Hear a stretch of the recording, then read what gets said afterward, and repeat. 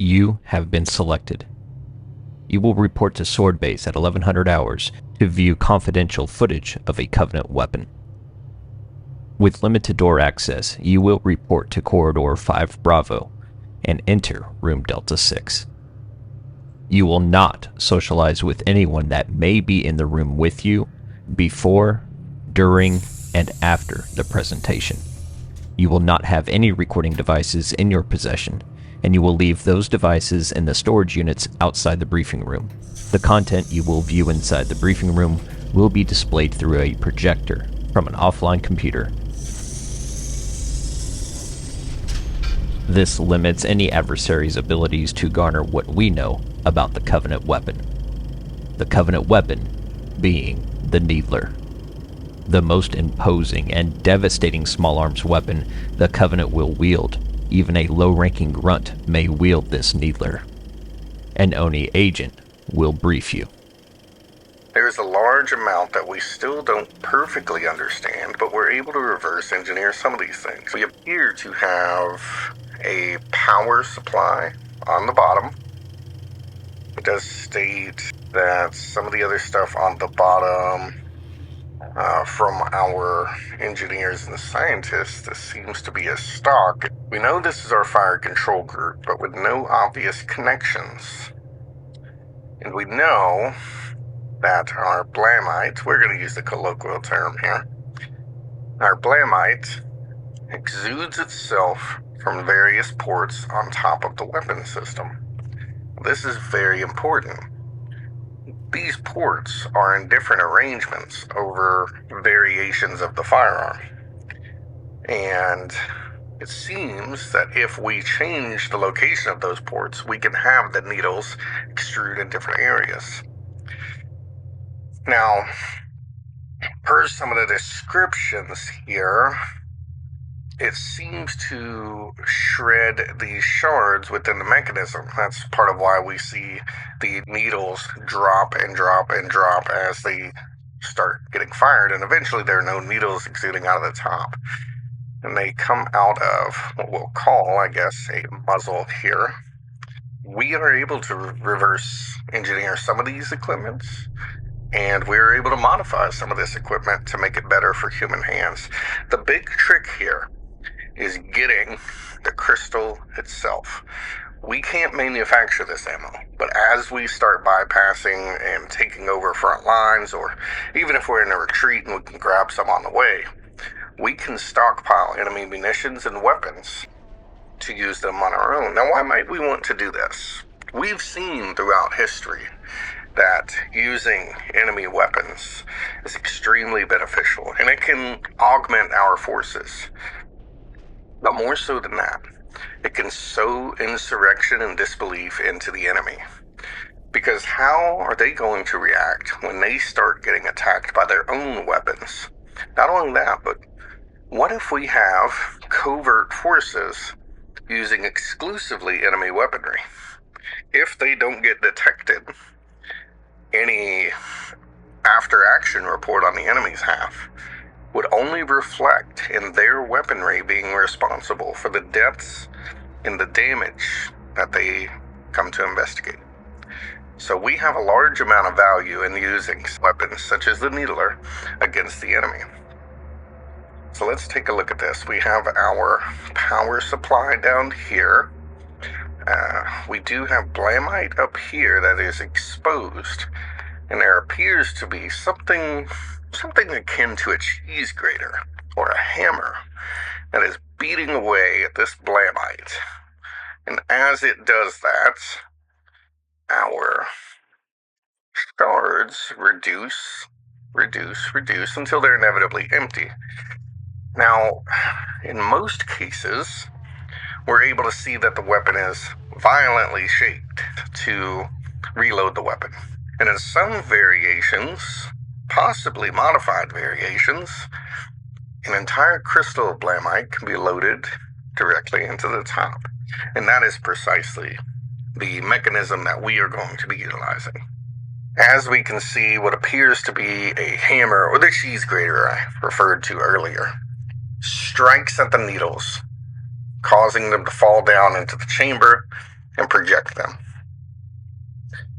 As it moves forward with less needles, the block is going to advance as well. This is part of why we could see a stuttering fire rate in some needler variations, as this is changing its axis of approach. So we are going to reverse engineer this mechanism into a human variation. So first off, can we pick up the needler and use it against the enemy as is? Yes. However, this does not fit well with the geometry of the human hand.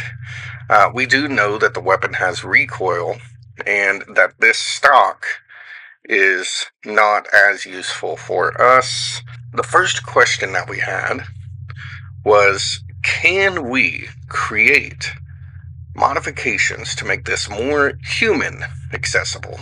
Something we can very easily manufacture in mass and send off to frontline troops or farmers on the fringes or rebel groups who are fighting for their existence against the Covenant. What can we send them that would be cheap and easy and allow them to use another weapon in our arsenal? So I introduce to you a two-piece modification. This. As we know, there are no electrical connections between the grip and trigger firing mechanism. Our engineers are able to reverse engineer something that would fit into the human hand. And it simply locks into place here and locks down here at the bottom. So in order to remove it, we would simply release this latching mechanism and rock the entire grip backwards, thus allowing us to quickly retain our grip and use it on other weapons. We also remove the stock because it is excess weight and bulk that is not relevant for human use. But we did, along this top material, add a stock mechanism that can just be clamped on easily. Now, there becomes a problem with this fundamental weapon. There's no obvious aiming system. Now, due to the short-range nature of it, it is mostly just a point-and-shoot type weapon. We don't really need the sights, but something that will allow our human users to better grip and better control the weapon. This allows us to very cheaply make an alternative to human weapons when we can't supply them to the front or wherever else. All we need to supply are some hand tools, a stock, and a grip module. This is something that just makes it accessible, something we can do in the field. But what if we are able to full-on field our troopers, our Marines, and our ODST with a human-created needler? Something they can go behind enemy lines, create havoc, and the enemy won't be able to create a forensic examination that will be very beneficial. What would that look like? Something that works for the human hand. Here's what we have. This is the ONI needler. Still using the relative geometry of our older stock and grip modules, using a, now augmented power supply off of our assault rifles, and using some of our optic systems that we already have on hand. Now we are able to just acquire the Blamite from Covenant supply, Covenant storage, Covenant wreckage, and the Covenant dead to supply our own forces, something we can self-sustain on in enemy environments. Our Blamite shards are still being located within the weapon module, and when they do integrate into the weapon module themselves, there are 7 protrusions inside the weapon where the needles are allowed to expand. Now, not only are there 7 on this side, but there are 7 on the opposite side of the weapon as well, giving us the full ammunition capacity. We are using needler fire control mechanisms and muzzle devices to still accelerate the needles and allow them to project at the similar velocity. Everything else is now human controlled and augmented for our use.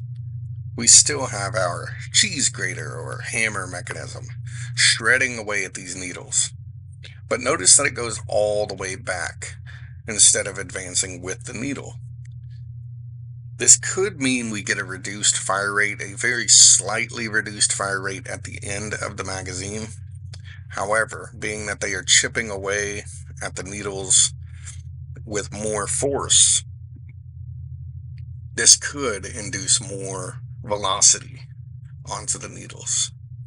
It is worth noting our needles and our mechanisms are slightly smaller than the overall needler design. More ergonomic, obviously, for human use as well. So we could be seeing higher velocity needles out of this device, but maybe slightly less capability from the needle itself. These are all gives and takes that exist in any type of weapons design and firearms manipulation. But it is one that we are willing and able to create, because our forces will now be more capable behind enemy lines when using their weapons against them. That is all that we have for the needler assessment and the needler modifications. Best luck to you and yours on the front.